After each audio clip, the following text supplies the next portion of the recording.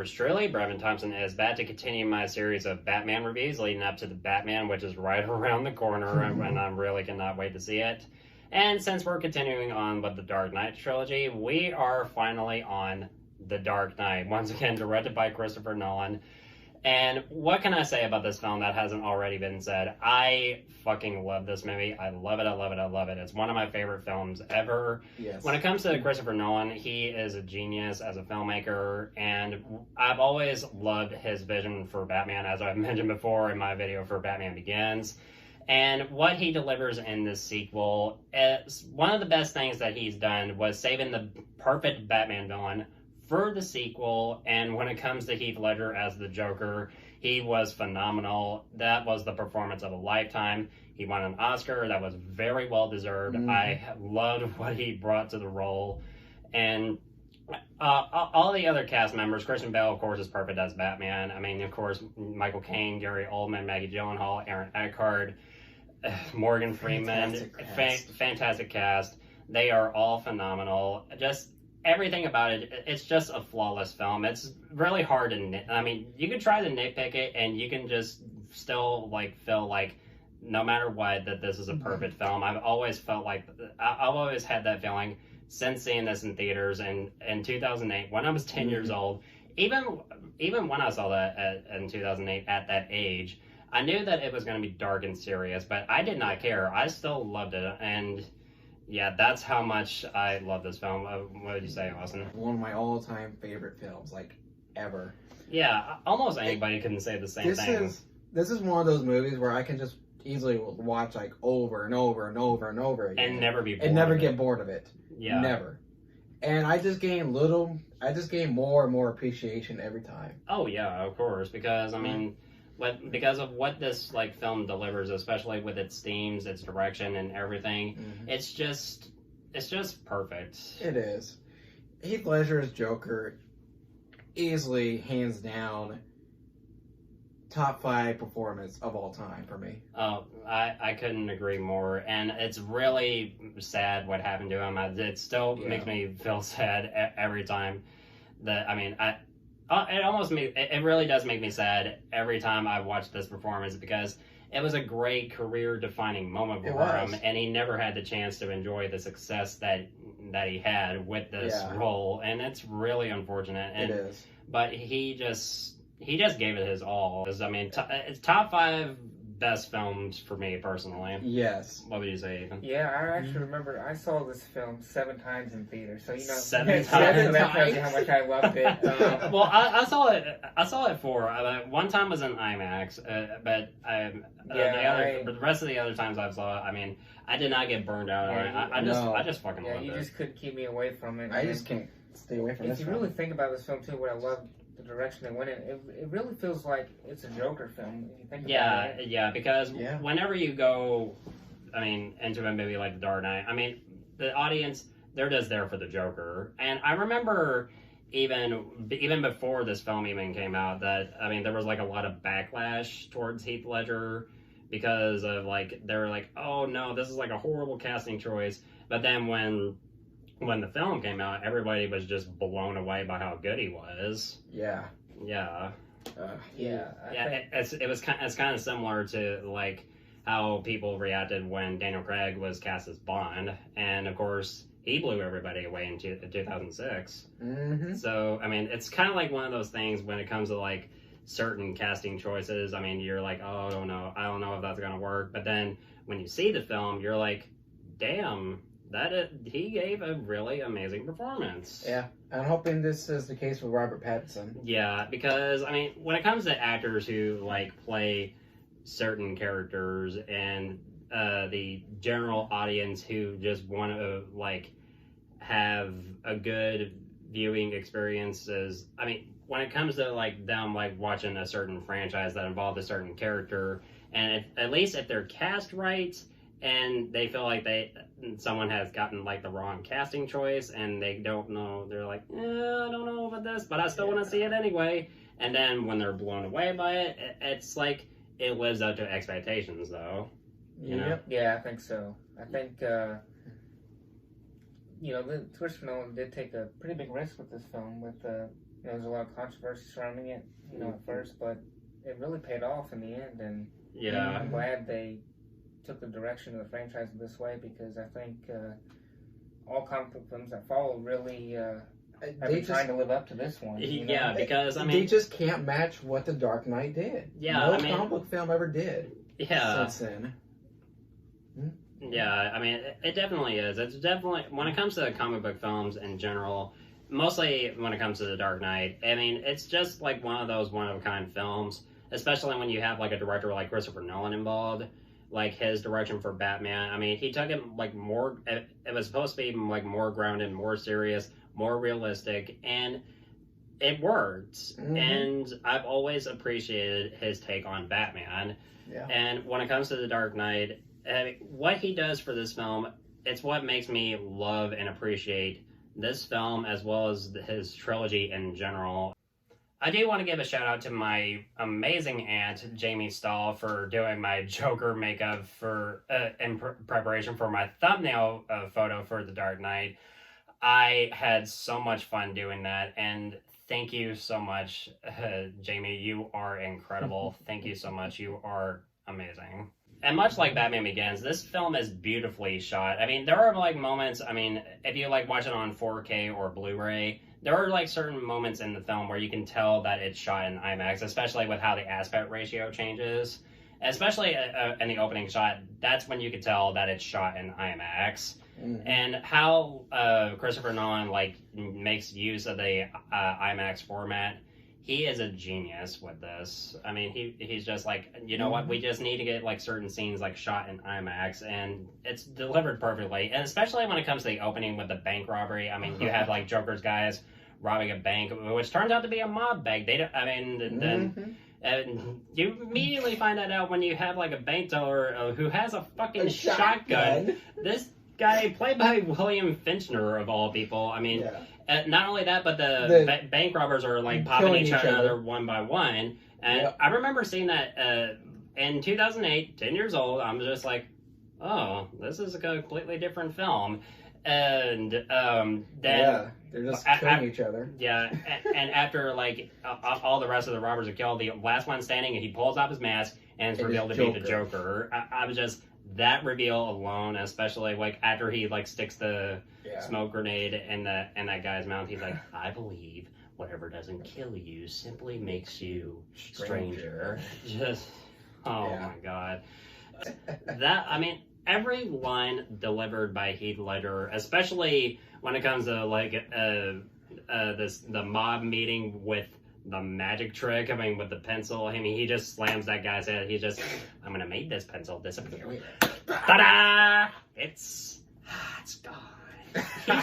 That alone was just holy shit. Now, when it comes to the parking lot scene with Scarecrow, especially when it comes to the copycats, I mean the Batman copycats, I think this is supposed to be like a reference to the Sons of Batman and Frank Miller's The Dark Knight Returns. It is. I don't really know if like anybody like ever like really made that comparison, but I think it was like a nice little like touch, like little reference for the comics. And when the real Batman shows up, and of course when you hear that score by Hans Zimmer, I mean, Hans Zimmer is like a genius when it comes to delivering his Batman scores, and the score when Batman reveals himself on screen. He just bends the barrel of that one copycat's gun and just knocks him out. And then like the score is like at its climax. Especially like when he just lands on top of that van that Scarecrow is driving. And the one line I've always loved it was like when one of the copycats is like, "What gives you the right? What's the difference between you and me? I'm not wearing hockey pads." That was so fucking hilarious. And it's like one of the first few times that we actually see him in the suit that he wore in Batman Begins, because he gets injured by a dog, and that's when he realizes that, I mean, with his armor like carrying too much weight, he needs like a new suit that can help him like have like more momentum and more faster movement, and that's when Fox like makes him a new suit. Yeah, I mean, that scene alone I really, really like. And it's like the only few times where they actually make good use of Scarecrow, who is still pretty good. I mean, Cillian Murphy, I mean, he's pretty good at Scarecrow. Now, when it comes to Aaron Eckhart as Harvey Dent, he gives a really good performance. And when it comes to him, like, being Gotham's new DA who wants to, like, clean up the city by using, like, more legal terms. But when it comes to Batman, who's, like, an outlaw vigilante, and when it comes to, like, how they, like, deal with things, and when it comes to their secret alliance in general, like, how they're, like, teaming up along with Gordon to try to clean up the city, I think it mostly works really well, and it takes, like, a lot of inspiration from the comics, and they really, like, knocked it out of the park. Yeah, I think, Bruce saw Harvey Dent as an opportunity to clean up the city and its crime, so he was his White Knight. He's basically Gotham's White Knight, while Batman is Gotham's Dark Knight. Yep. Yeah, and, I mean, that alliance along with Batman, Gordon, and Harvey, I mean, it works, like, really well, and especially for this film. There's one line in the film that I like, and it's said by Harvey that kind of, like, foreshadows his fate. It's when he says, you either die a hero or you live long enough to see yourself become the villain. To the mob meeting, especially when Joker enters the picture, just that, I mean, especially with the pencil, my god. Ta-da! It's gone. It's just... every line of dialogue delivered by Heath Ledger in that one moment is iconic, especially when Gamble is just like, he's so pissed, he's like going towards Joker, he's like, enough from the clown, and he just like pulls off one side of his jacket, and it's like filled with grenades. He's just like, he's not here to fuck around. He's like, this is the type of villain who means business. And I'm just like, let's not blow this out of proportion. Yeah. That's one of the few things that I like about this Joker. Is like, he's completely unpredictable. Yeah, I think in this scene you kind of see that the mob is way over their head.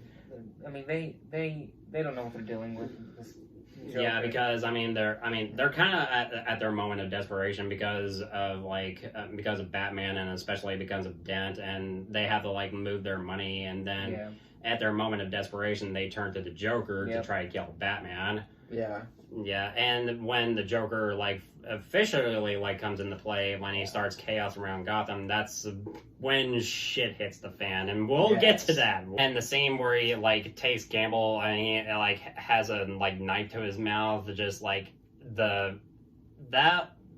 how Heath Ledger delivers his dialogue in during that scene. I remember in 2008, I mean, I was on the edge of my seat. I mean, that is just bone chilling. Just, you want to know how I got these scars? Just like, yeah. I mean, he has like this story of like how he had like a shitty dad who was like abusive towards him, and then he changes his story later when he does the same thing to Rachel, and he said something about a wife and everything, and how he like stuck a razor in his mouth and everything.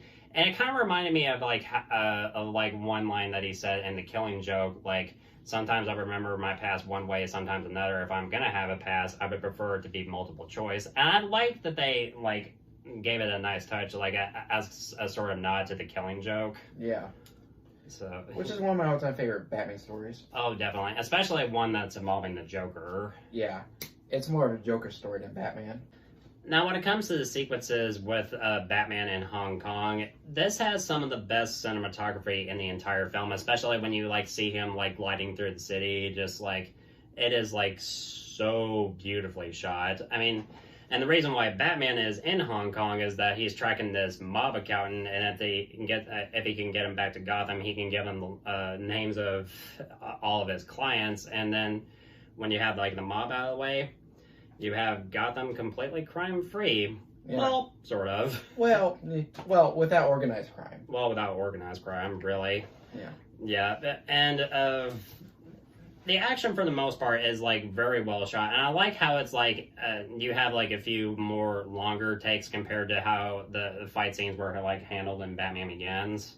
Yep. Yeah, and when it comes to Batman's new suit, I really like how the new suit looks, and like I mentioned before, like we only see like one or two scenes of him in his first suit in Batman Begins, and he goes to Fox saying that I need a new suit, and I like how he like every scene that we have with Morgan Freeman as Fox, I mean, especially when he shows him like some of the new gear and the gauntlet like shoots out these spikes, and I love the line where he's like, perhaps you should read the instructions first. Yeah, Morgan Freeman as Fox is just perfect. I swear. I mean, it's hard for. I mean, it's kind of hard to see Morgan Freeman give a bad performance because he's just so perfect in almost everything that he's in. Really. Yeah. You don't really see any performance from him. I mean, all of them are memorable with him. Oh, definitely. I mean, you have him in the Dark Knight trilogy. You have him in Shawshank, $1 Million Baby. Yep. You name it. I mean, he's fucking phenomenal. He's Morgan Freeman. What else can you ask for? So after Batman brings Lyle back to Gotham and he gives Dan and Rachel the names of all of his clients, and it hits the mob pretty hard, and that's like at their moment of desperation. That's when they finally contact the Joker, and when he finally makes his play, he especially with that one jump scare when he like has like one of the copycat Batmans just hanging at the outside the mayor's office. Just I remember that scared the shit out of me as a kid. I was like, oh shit! I didn't say those words when I was a kid. I was just like, oh. Yeah, just that jump scare. I was just, oh shit. Yeah, because I mean that's like I mean you had just like a one brief scene with my Dent and the mayor talking, and then boom, hits you right out of nowhere, just like, oh god. That used to make me jump a lot. Oh yeah, I don't blame you. I mean I was like 10 when I first saw this in theaters. Yeah, when I first saw that film, that made me jump. I do not blame you. And when Joker like making his threat, like if Batman doesn't like turn himself in and reveal his identity, he would like kill people like every day. And I'm a man of my word. And that laugh, that is just bone chilling, especially with how that scene is like handled. I mean, with Ledger's acting. Like I said, Ledger as Joker, performance of a fucking lifetime. There's one moment in the film in particular that I love, and it's when Alfred and Bruce are investigating the Joker, and Alfred tells Bruce this story about a bandit in Burma that he came across, and how he like tries to tell Bruce that people like the Joker aren't looking for anything logical like money, that they can't be bought, bullied, reasoned, or negotiated with, and that some men just want to watch the world burn. And when Joker finally makes his move and starts killing people, I mean, he kills a judge, he kills Commissioner Loeb, and when he like kills like 2 other cops, and when he finally makes an attempt on the mayor, and when it appears like he killed Gordon, especially when it came to Gordon, I remember seeing that and I'm like, oh my god, I fucking love Gordon, because Gary Oldman as Gordon is just great. I mean, and for a while you're thinking, shit, I can't believe they killed him. And I'm like, if they do kill him, then who will be commissioner then? But he does come into play like later in the film, which really surprised me. And that, I mean, because of like Gordon's death, that's when Bruce is like really seriously considering like turning himself in and revealing his identity as Batman. And when Dent says that he is Batman, that's when like it's kind of like he like views Batman as a very valuable ally, and is not. He's like, you can't give in, and And when it comes to like the highway scene and how it's beautifully shot, and you have like the Joker and his men like attacking the convoy and everything, and then you then of course have like the tumbler like coming in, and when the Joker like blasts it with a rocket with an RPG, and when it comes to the Batpod, oh my god, I've always loved this thing, and especially when it does like that, its wheels like turning around and everything. It's just so awesome. It is awesome, especially in the how it does that again in The Dark Knight Rises. Yes, and of course, the biggest moment in this entire chase, well, one of them anyway, is the truck flip. Yeah. That stunt alone, holy shit. And especially with how it's shot. Oh yeah. Especially how it's shot is just, oh my god. They really do not like hold back any punches when it comes to delivering amazing sequences in this film. Yeah. And I just love it how Joker's just like, come on. Yeah, yeah. Yeah. And when it comes to like Joker, like just getting out of the truck, just firing a machine gun at Batman, just urging him to just hit him and just run over him and ending him once and for all. And deep down, Batman wants to kill him, but the Joker knows that the only way that he would win is to get Batman to break his one rule, which is he will never kill. Yeah. And that's what I love about this Joker is like it's because he knows how like people work and how like have like their own morals, their own codes, and he does his best to try to break them. Yep. Yeah, he's just kind of like pushing them further and further and further. And when it comes to Batman, he's just trying to do that. And right when it looks like Joker is this close to killing Batman, we see like this one cop with a shotgun pointed directly at Joker's head. He's like, "Would you please just give me a minute?" And it's revealed to be Gordon. Yeah. Gotcha, you son of a bitch. Yeah. When we see Gordon, I was always like, oh, I was just like, I remember being so relieved seeing that he was still alive. Yes. Yeah. And when it comes to Gary Oldman as Gordon, I really love him in this film. I like how he like gives like a good performance as Gordon throughout this entire trilogy because, like I mentioned before, how he was handled in the previous Batman films, they basically gave him nothing to do because I mean he was just there in the background. But here in the Dark Knight trilogy, he actually feels like a fleshed out character. Yep. Yeah, and yeah. Now let's get to what is easily probably the best scene in the film, and that is Joker's interrogation. And that's saying a lot, because this movie has some of the best acting in the entire trilogy. And some of the best acting ever. Yeah, and I guarantee you, this is the scene that made Heath Ledger win his Oscar. I guarantee it. Yeah. At first, I mean, we see Gordon like enter the room just trying to get information out of the Joker, and when he's not talking, he's like, "If we're gonna play games, I'm gonna need a cup of coffee." The good cop, bad cop routine. Not exactly. And then when he leaves the room and then the lights turn on, we see Batman, and he just slams Joker in his head. Yeah, just like the dialogue going back and forth between Christian Bale's Batman and Heath Ledger's Joker is just perfect. And when Batman like asks him, "Why'd you want to kill me?" and Joker's just laughing saying, "I don't want to kill you. What would I do without you? Go back to ripping off mob dealers? No. You complete me." And when it comes to like Batman like getting like really serious and just beating the shit out of the Joker, trying to get the locations like where Rachel and Harvey are, and I mean, he's just taking like every punch from Batman, and just he's just doing nothing but laughing. He's enjoying like every minute of this, and it delivers like a really interesting dilemma on like who Batman is going to choose, and how that's handled at the end. Oh my fucking god!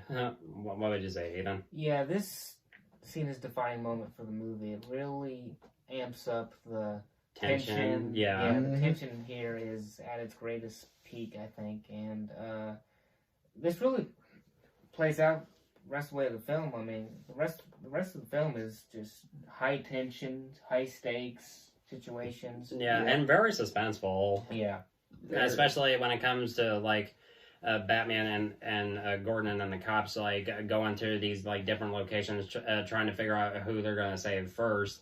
And when Batman gets to what's apparently supposed to be Rachel's location, and it turns out to be Harvey's location, Harvey gets saved, and Rachel dies.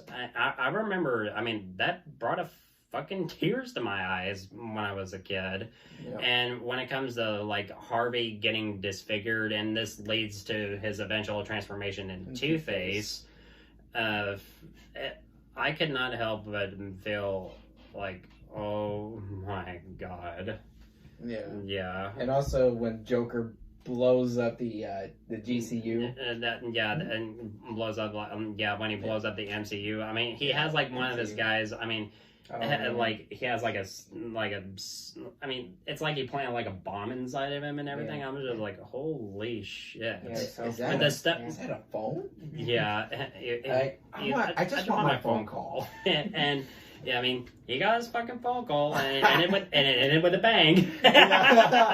Now, when it comes to the scenes with Aaron Eckhart as Two-Face, I've heard like a few complaints of like how he wasn't like very well utilized in the film. I kind of disagree because I think with what they could do in like a 2.5-hour film, I think they kind of like utilized him very well, and I like the fallen hero aspect because that's basically what he is. I mean, he was a DA just trying to do good for the city, and then either in the comics, I mean, well, mostly in the comics, he had acid thrown in his face, and here, I mean, he was nearly burnt to death by the Joker, and when he's like pushed over the edge, I mean, that's when he becomes Two-Face.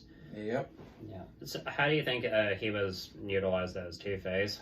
Well, I think I don't have any complaints about it, honestly. No, I mean, neither do I. What we just say. I mean, I really thought they stick to the character well. I think Aaron Eckhart definitely see he really grew in this film. This was the film that really put him on the map. Yeah, because I mean, Aaron Eckhart, he gave a good performance. I mean, I really like what they've done with him. I mean, utilizing him as like a DA who wanted to clean up the city, and his love for Rachel, and it kind of like created like a love triangle. But it was kind of like in the background. I mean, the love triangle between Bruce, Rachel, and Harvey. Yeah, and when it comes to Maggie Gyllenhaal as Rachel, I do like her a lot in this film as far as like the recasting goes, because like I heard that like Katie Holmes was like she wasn't able to reprise the role because of like scheduling conflicts or something like that, but then they had Maggie Gyllenhaal. I think that she did pretty good as Rachel. Yeah, and then you find out like after she died that she chose Harvey over Bruce. Yeah, and when we see like Alfred like reading that letter, and then we hear that voiceover from Rachel, and it's really heartbreaking. And and later in the film, he Alfred burns the letter to spare Bruce any pain. Yeah, because Bruce felt like Rachel was kind of like his only hope for a normal life, and she even told him at the end of Batman Begins, I mean, if Gotham no longer needed Batman, then they can have like a chance to be together. But she kind of like felt like that day probably wouldn't come, so she chose Harvey over Bruce, and it's really heartbreaking, honestly. It is. When it comes to this like brief scene when we have like Joker standing above this like giant pyramid made entirely of money, and when it comes to like him just burning it like it's nothing, it's just this is a very relevant moment in the Long Halloween where Batman and Harvey burn some mob's money. Yeah, I remember you mentioning that, and it's a nice little touch to that comic book. And when it comes to like the hospital scene with Joker and Harvey and what leads to his descent into villainy, this conversation, it is so true on a lot of levels in our world today. Yeah, because he like tries to explain to him like how he like views like most people as like schemers trying to control their like little worlds. And especially that one line where he's like, if tomorrow I tell the press that like a gangbanger will get shot or a truckload of soldiers will be blown up, nobody panics because it's all part of the plan. But if I say that one little mayor will die, then everyone loses their minds. And when he like gives Harvey a revolver and has him like pointed directly at his head, he's like, introduce a little anarchy, upset the established order, and everything becomes chaos. And Joker himself views himself as an agent of chaos because he essentially is an agent of chaos.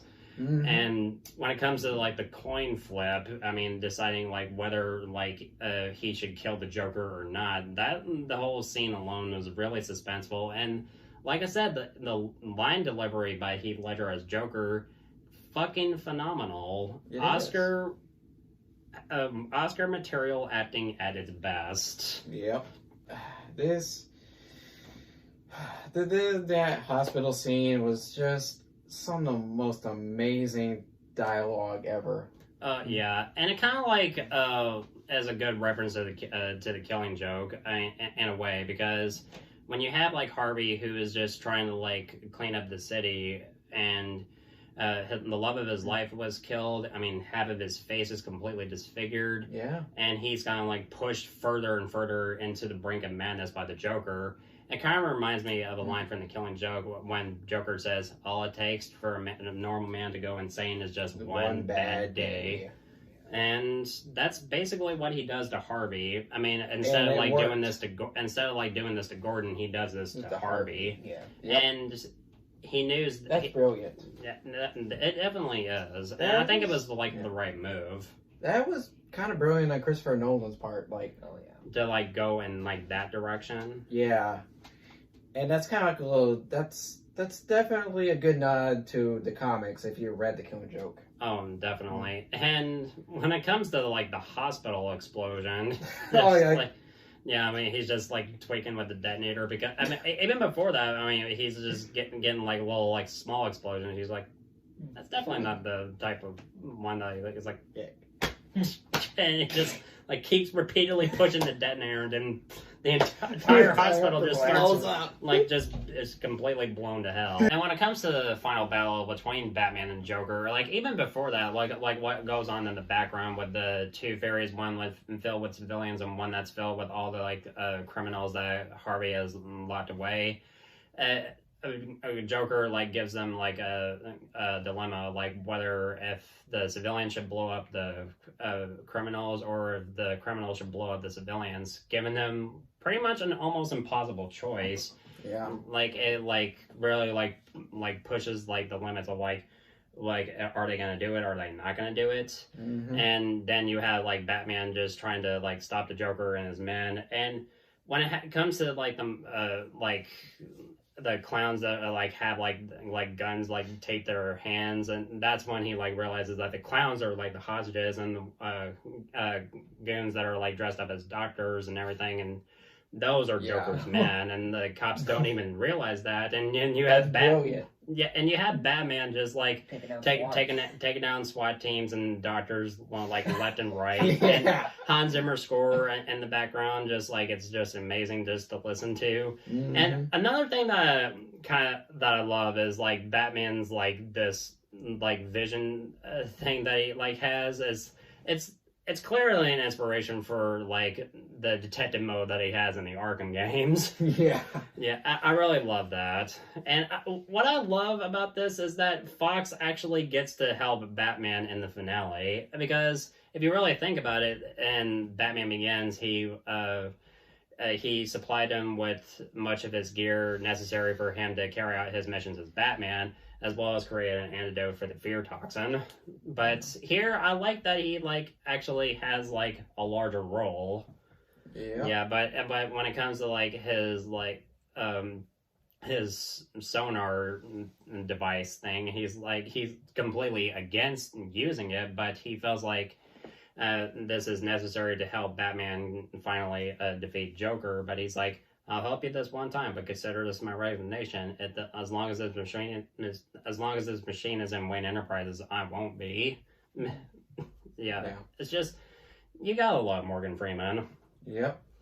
Yeah, and when it comes to the final confrontation with Joker, and especially like this very suspenseful moment of like, you had like one combat played by Tony Lester, by the way. It was Debo in Friday, one of my favorite comedies. Oh, yeah. I mean, he just takes the detonator and just throws it out the window. I'm just like, that is beautiful. Just like, I mean, you have like this like supposed like murderer, just like he's like, give it to me, I'll do what you should in 10 minutes ago. And you think he's gonna push the button, but no, he throws it out the window. Yeah, and he then did the right thing in that moment. Oh yeah, and then you have like this one guy on the other boat. Civilian, yeah, you have a civilian who is like, you felt like he's gonna push the button. But he decides at the last minute not to do so, even when he's like, those men on that boat, they made their choices. They chose to murder and steal, but he decides not to go through with it because... He realizes that they're still there. Yeah, because even though they're, like, rapists, murderers, and everything, they're still human beings. And he feels like this is, like, it's kind of like going against, like, everything he stands for. And... I like that he just puts the detonator away. It's just like really great, and Joker like looks disappointed. And I love when Batman's like, "What are you trying to prove? That deep down everyone's as ugly as you?" I don't know how I got these scars. No, but I know how you got these. And when you have like Batman like knocking like the Joker over, and you feel like the Joker is gonna fall to his death. Batman at the last minute like saves him, and I really like that. And this is like the last time that we see like Joker like hanging upside down, like telling him what his master plan was all along, like how to like like how like Gotham will like lose all hope once they find out like what Harvey has done as Two-Face going on a killing spree. And everything that he stand for, his reputation, everything he fought for would be completely undone. Yep. And that was Joker's ace in the hole, as he said. Now, when it comes to the confrontation between Batman and Gordon and Harvey now as Two-Face, and then, like, them going back and forth between, like, what Harvey stood for and how his beliefs are completely shattered because of what the Joker has done to him, and Harvey is now completely over the edge. It's just everything that's done in this scene, and that moment when Harvey like shoots Batman, I remember going, "Oh shit!" He flips the coin, shoots Batman, flips it again when he's like turning the gun on himself, and then when it lands on heads, he just turns his gun directly to Gordon's kid, and it's just like it's a really suspenseful moment. And then when you have like Batman who is still alive and he like tackles like Harvey and then he saves Gordon's son and Harvey dies. I mean, how the rest of the film ends with Batman thinking that he has failed Harvey, and he feels like Gotham will lose all of its hope because if they find out what Harvey has done because of Joker corrupting him, all the criminals that he locked up will be released, and all this would have been for nothing. So he convinces Gordon to let him take the fall and pin the murders on him, so that Harvey would still remain Gotham's White Knight, its hero. Because I love, like between, like, all this, I mean, we cut to, like, different scenes. We cut to Harvey's funeral, Gordon destroying the bat signal, and Alfred burning Rachel's letter, Fox, like, destroying the sonar device, and Batman, like, riding out into the night, ending the film, and even before that with Gordon saying, Batman is the hero that Gotham deserves, but not the one that it needs right now, so we'll hunt him, because he can take it. Because he's not a hero. He's a silent guardian, a watchful protector, a dark knight. And you hear Hans Zimmer score. It's just, it could not have ended better than that. This scene I like to watch over and over again. Yeah. Because there's just so much moral dilemma going on, in every frame of the ending. Yeah. Just the dialogue is amazing. And what this ending does, there's just a lot of layers to all the characters involved. Yeah, I mean, especially the ending monologue with Gordon is just... It's amazing. It just really captures that moment great. And really, actually, after this ending, in a way, I know because Christopher Nolan and Christian Bale talked about it, they actually weren't even planning on making the third movie. The way that ended, like really, it's a perfect ending if you think about it. It definitely is. Like, it really Batman, is. like, writing out into the night, really, like, leaving it open for a third film, but, I mean, because of the passing of Heath Ledger, and they were like, what could we do for a third film? Yeah. And it took him a while to even figure out what to do for a third film. But when it comes to The Dark Knight in general, it's just a perfect film. I really don't have any issues with the film. I mean, it's phenomenal. Yeah. From its acting, its writing, its direction, the cinematography, the score, just how everything is handled, how everybody is fleshed out. It is just a perfect film. I mean, this is a film. This is not just a perfect film. It is just, it's a goddamn masterpiece. It is. When it comes to The Dark Knight, top 5 best films for me, honestly. That's just how fucking good this film is. It's the best Batman film that we'll ever get, and probably ever will get. It's one of the best comic book films, if not the best comic book film of all time. It is. Yeah. And when it comes to Christopher Nolan, he once again knocked it out of the park. This is the film that made him one of my favorite directors working on films right now. He is a genius when it comes to films. But when it comes to The Dark Knight, it's just a fucking blast. I mean, this was a fucking film. This was true cinema. It is true cinema. It's not, I mean, this is one of the few films that you can tell, comic book films, they can be serious. I mean, you can really buy into films like this. I mean, they can be interesting. They can have a good story, good characters that you can give a shit about. And it's just, that's what The Dark Knight is for me. And that's really what I love about this film. It's a masterpiece, like I said. And of course, you know what that means. The Dark Knight abso-fucking-lutely deserves an A+. Hallelujah, hallelujah, hallelujah, hallelujah, hallelujah. So yeah, that's our take on The Dark Knight. So what do y'all think of the film? Let me know in the comments below. And we have one more film to go over, and that's of course The Dark Knight Rises, which is an amazing conclusion to this trilogy. And guys, thank you so much for assisting me, Austin and Ethan. You guys are the best. It's always good to have you here to talk about these movies. It's just so great. Important to me. It definitely is. But guys, thank you so much as always for watching. I'm looking forward to doing more videos really soon. And if you want my thoughts on old or new films, of course, you know where to find me.